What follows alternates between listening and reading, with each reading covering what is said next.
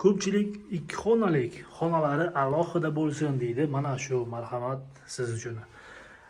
Mana shu eshikdan kirib kelamiz tashqaridan. Ikkinchi etaj qavati ham a'lo darajada.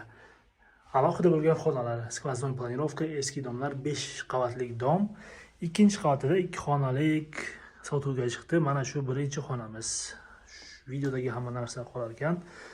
Bittasi vizit qilingan aboylar va yangi lyustralar qo'yibdilar va yangi gilamlar. Pardalar ham yangi, akvariumin 2 qavatlik oyna. Xo'p, yashalgan, ishlatilgan uy.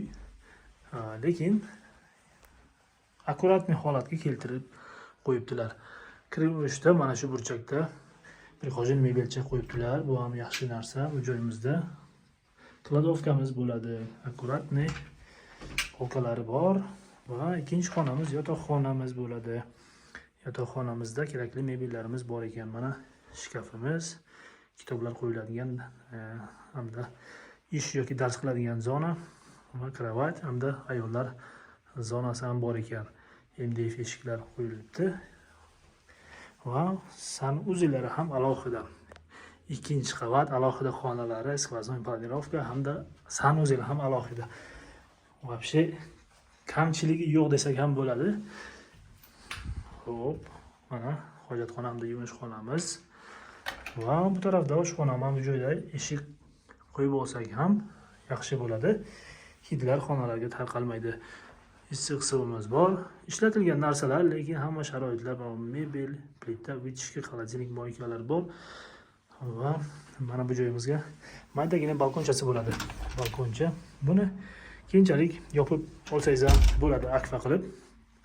Yana bitta xonacha yoki kladovka qilib ishlasangiz bo'ladi. Ba'zilar shu yog'ini polni ochib, xo'p, pishiriqlarni shu yerga chiqargan bo'lishadi. Xo'p, Samarqand shahar Sagdiana hududidan orientir kotelni deydi. Ana shunaqa domlardan 5 qavatlik eski dom.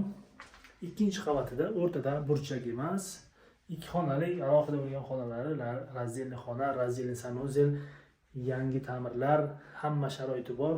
Shundoq qilib yashash uchun hamma sharoit bor. Narxi ham juda yaxshi deb o'ylayman. $43,500 deyaptilar. Yana savdosi bor ekan. Xo'p, bu xonani olib turib, ijaraga berib turib, sekinlik bilan mana bu jihozlarni, eskirgan jihozlarni almashtirib borsangiz ham bo'ladi. Investitsiya, ya'ni pul tikish uchun juda yaxshi variant deb o'ylayman. Bu videoni kerakli odamlarga jo'natib qo'yamiz. Like, podpiskalarni unutmaysiz deb umid qilaman. Keyingi videolarda ko'rishguncha.